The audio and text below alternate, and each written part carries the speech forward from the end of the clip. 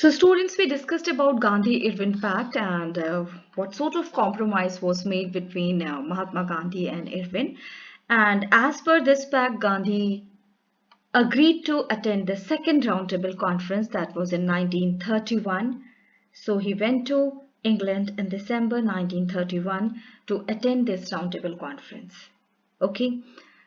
And there were the leaders from different political parties like Indian National Congress, then we had Hindu Mahasabha, RSS, then we had Muslim League, we had Depressed Classes Association also, which was led by B.R. Ambedkar. So what happened here?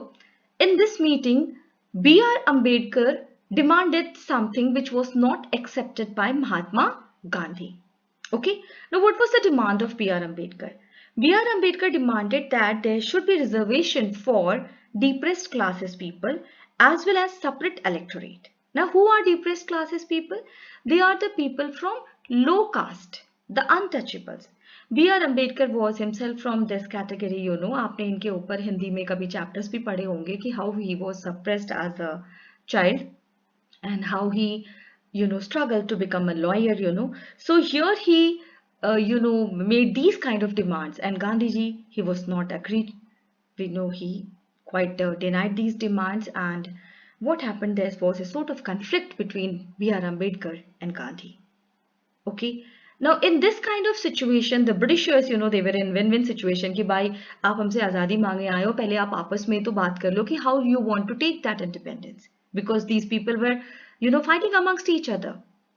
Okay, so finally what happened, all these leaders, whether they were from Congress or Muslim League or depressed classes or any other political party, they returned empty-handed. They were all disappointed, and when they came back, Mahatma Gandhi, he realized that Irwin had not fulfilled his promise. As per Gandhi's demand, Irwin was supposed to release the political prisoners, okay, and they had seized their property, so they were supposed to give back their properties also, which was not done by Irwin. So Gandhi was quite disappointed. एक तो London से खाली आता आगे, दूसरे यहाँ पर Irwin ने promises fulfill नहीं की. तो Mahatma Gandhi, he was so frustrated afterwards, he tried to relaunch civil disobedience movement. Okay. अब अगर आप public का view देखो, तो public, what they said कि whenever they sometimes they launch the movement, and when the movement is on the peak, they make some sort of agreement and they call off the movement. So जो public का enthusiasm था वो खत्म हो चुका था. Okay, they couldn't understand कि कभी तो ये लॉन्च करते हैं, कभी कॉल ऑफ करते हैं, फिर मीटिंग के लिए इंग्लैंड जाते हैं, वहां से खाली हाथ आ जाते हैं, फिर लॉन्च करते हैं, क्या करेंगे ये. So finally what happened, by 1934 civil disobedience movement it lost it momentum. ये पूरी तरह से ये मूवमेंट खत्म हो गया. Okay, there were certain limits to civil disobedience movement. एक बड़ा इंपॉर्टेंट क्वेश्चन होता है, what were the limits of civil disobedience movement. तो will talk about two group of people here. One is untouchables and the other is Muslims.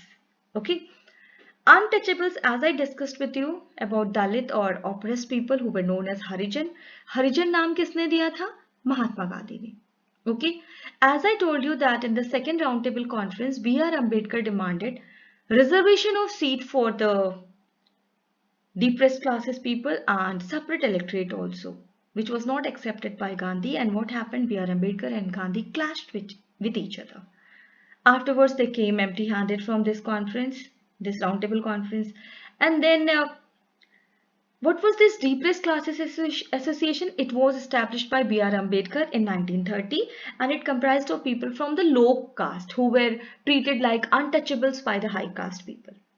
तो हमारे system में भी कुछ problem थी, no doubt casteism was there. Okay, so as I told you that Ambedkar clashed with Gandhi at roundtable conference, and later on, when did they compromise? Compromise कब हुआ इनके बीच में? That was in September 1932. Gandhi and B.R. Ambedkar, they met each other in Pune. वहाँ पर इन्होंने आपस में दिल खोलकर बात की. ओके, सो गांधी जी ने B.R. अम्बेडकर को कन्विंस किया कि आप सेपरेट इलेक्टोरेट की डिमांड छोड़ दो, इससे एक पॉलिटिकल डिवीजन होगा सोसाइटी में. सो अम्बेडकर अग्रीड कि चलो ठीक है, I will not ask for separate electorate, but he was adamant कि हमें रिजर्वेशन तो जरूर दो. तो गांधी ऑल्सो एग्रीड कि फाइनली ठीक है, जब भी कॉन्स्टिट्यूशन बनेगा, will make this provision, will reserve the seats for the low caste people. Okay, so this compromise is known as Pune Pact. Pune Pact कब हुआ था? September 1932 between Mahatma Gandhi and B.R. Ambedkar. Okay, तो अगर आप यहाँ पर देखो कि जो सिविल डिसोबीडियंस मूवमेंट है ना, इसमें जो लो कास्ट के लोग हैं उन्होंने एंथुसियास्टिकली पार्टिसिपेट नहीं किया because they were not sure कि whether we will get equal rights or not. Okay, where is in non cooperation movement में अगर आप देखो तो there were all the people, the Muslims, the low caste, high caste, everybody participated enthusiastically in that movement, but here untouchables did not participate in the movement. Okay, now next category is of Muslims. You know, Muslims, they felt alienated from the Congress. उन्हें लगता था कि Congress is dominated by the Hindu leaders. Okay, so what happened? They formed a separate organization that was Muslim League. Okay, in 1928 there was an all party congress held in India जिसमें different parties के लोग आए. तो from Muslim League, Jinnah, he demanded something which was not acceptable to the other leaders. Now what was that demand? Jinnah demanded कि kindly provide separate electorate to the Muslims. Okay, plus he also demanded reservation of seat in the Central Assembly for Muslims. And third was representation in proportion to the Muslims in the Muslim dominated area. And this representation will be according to the proportion to the population. Okay, कि जितना proportion मुस्लिम का होगा उतनी percent seat Muslims की होनी चाहिए उन इलाकों में where Muslims are in majority. तो ये जो डिमांड्स थी, this was not acceptable by Indian leaders. So इस मीटिंग में there was one of the member from Hindu Mahasabha, his name was M.R. Jayakar. उसने इसको स्ट्रांगली अपोज किया. Okay, and in this civil disobedience movement we can say कि जो Muslims थे उनका active participation नहीं था. So these are some of the limits of the civil disobedience movement. Okay, now next we come to the contribution of Subhash Chandra Bose and Indian National Army. Again इसके बारे में आपके सिलेबस में ज़्यादा नहीं है, but still we should know about Subhash Chandra Bose and Indian National Army also. You know, he was one of the eminent member of Indian National Congress, very learned member. You must have heard about Subhash Chandra Bose that he had qualified ICS. That was known as Indian Civil Services. It was conducted in England in those days. So ICS he had cleared, but after clearing the exam, after getting the appointment, he resigned from the post because he wanted to participate in the India struggle for freedom. Okay, so later on, you know, he created one of the large army for India that's known as Indian National Army. It's you know, a great story, an interesting story also, how he went to Germany, he met Hitler, then he got the charge of prisoner of wars, you know, in Singapore. He took charge of Indian National Army from there, and there's a very famous slogan given by him, that's give me blood, I'll give you freedom. तुम मुझे खून दो, मैं तुम्हें आज़ादी दूंगा. And one more slogan which was very popular was Delhi चलो. Okay, so Indian National army अपने आप में एक बहुत बड़ा एफर्ट हम कह सकते हैं कि इसको इन्होंने जिस तरह से ऑर्गेनाइज किया. Although it was established by Rashbehari Bose and Mohandas, but later on he took the charge and he led it quite efficiently. Okay, he was supported, Delhi Chalo, as I told you, one of the famous slogan. He was supported by the Germans and the Japanese because they were a part of Axis power in those days, and Britain was a part of Allied power. So Subhash Chandra Bose, he you know, utilized this opportunity to organize an army and fight against Britishers. Okay, I'd like to show you a clip on Subhash Chandra Bose also and his contribution to Indian national struggle. लेकिन एक छोटी सी समस्या है Subhash, Congress high command तुम्हारे रवैये से खुश नहीं है. If you still stick to your decision of not supporting the British during the war, we will have to take some very hard decisions. Whereby I will be forced to resign. Listen, Jawahar, come what may, I will never support the empire which mercilessly ruled over us for 200 years. And I will never support the sacrifice of Indian soldiers for the British cause. If they have to fight, they should fight for India, their motherland. Violence through military struggle, even in self-defense, is not a solution, Subhash. Non-violence, as shown by Bapu, has to be the way forward. Very well.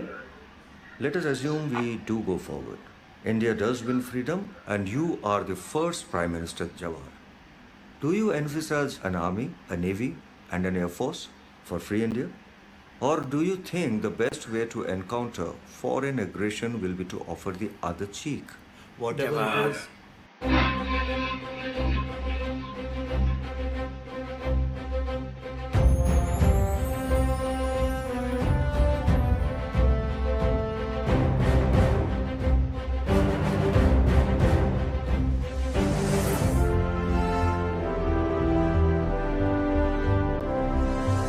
शुभ सुख चैन की बरखा बरसे, भारत भाग है जागा। हो जय जय जय जय हो, भारत नाम सुहागा। सब मिलकर हिंद पुकारे, जय आजाद हिंद के नारे, प्यारा देश हमारा।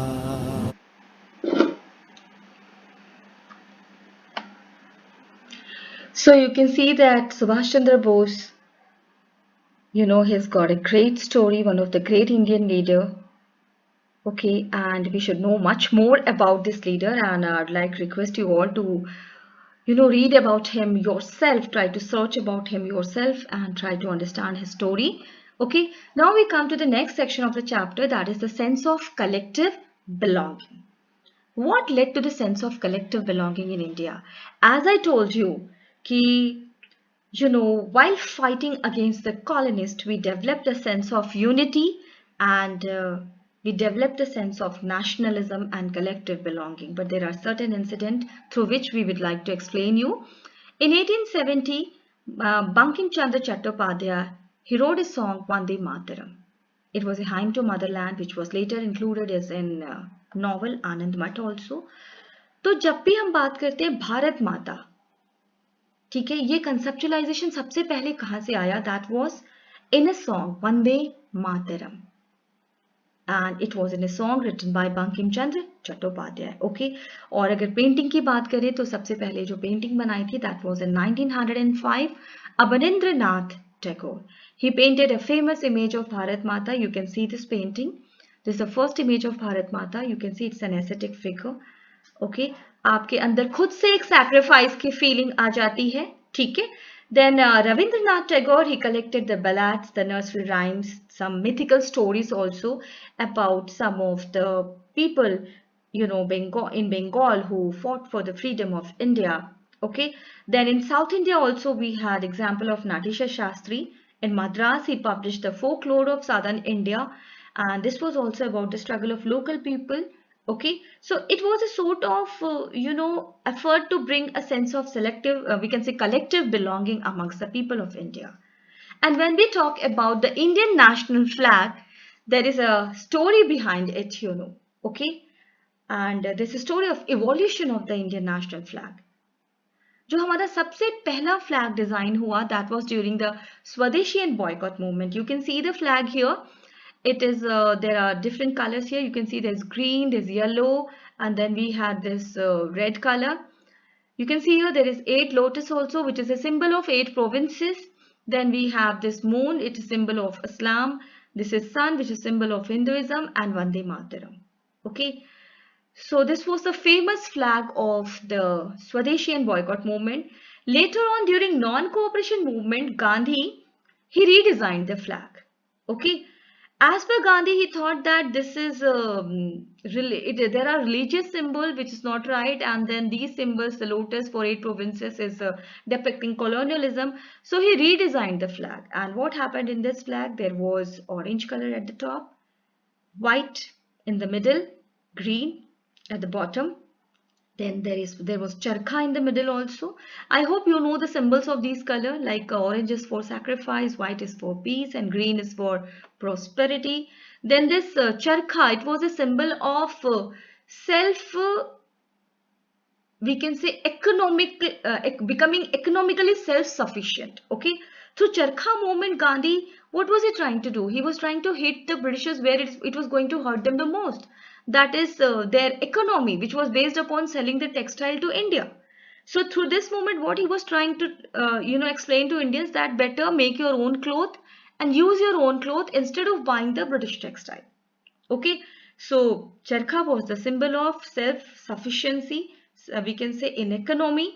And in 1947, when we got independence, okay, so the Indian leaders, they decided to redesign the flag, okay, because obviously India was going to adopt the policy of industrialization. So ये जो चरखा symbol है वो फिर बाद में irrelevant हो जाता, तो बाकी चीजें तो सेम रखी गई, only instead of चरखा हमने क्या किया, यहाँ पर एक symbol डाला.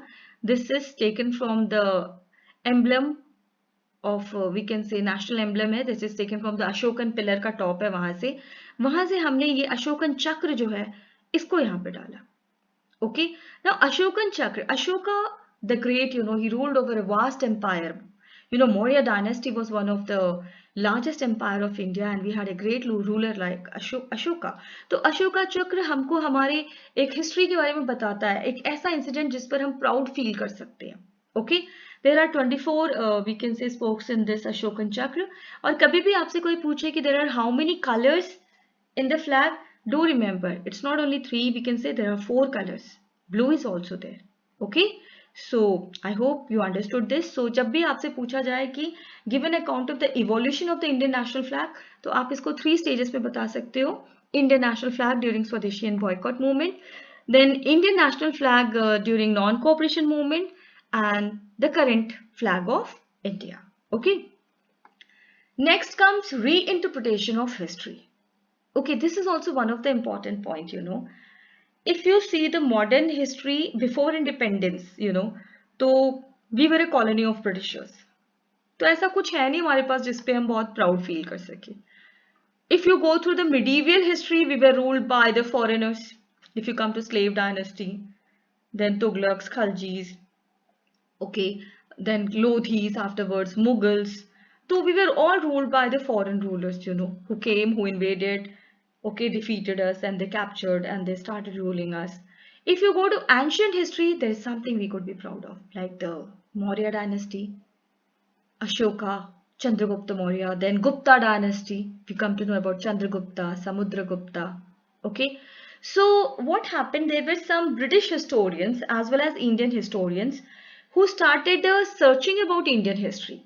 And I hope you have read about in class 6 and 7 that in 1921 we excavated the Indus Valley civilization also. Okay, so we came to know about such a developed civilization which existed in our region. Okay, तो जब हमें history के बारे में पता चला, Ashokan pillar, Indus Valley civilization, then Gupta dynasty, so the Indians, they started taking pride in their history कि yes, हम भी कुछ थे, हमने भी कोई बात है. Okay, and then जो उनका कॉन्फिडेंस लूज हो चुका था मिडीवियल हिस्ट्री की वजह से, ब्रिटिशर्स के रूल की वजह से, वो वापस आया कि yes we can also come back, we can also fight against the Britishers. Okay, so reinterpretation of history, reinterpretation of the golden era of Indian history, it brought lot of, we can say, feeling of pride amongst the Indians, and we developed a sort of feeling of collective belonging also, and we developed the feeling of nationalism also. हमारा Indian national struggle और ज़्यादा fierce हुआ, and finally we got independence in 1947.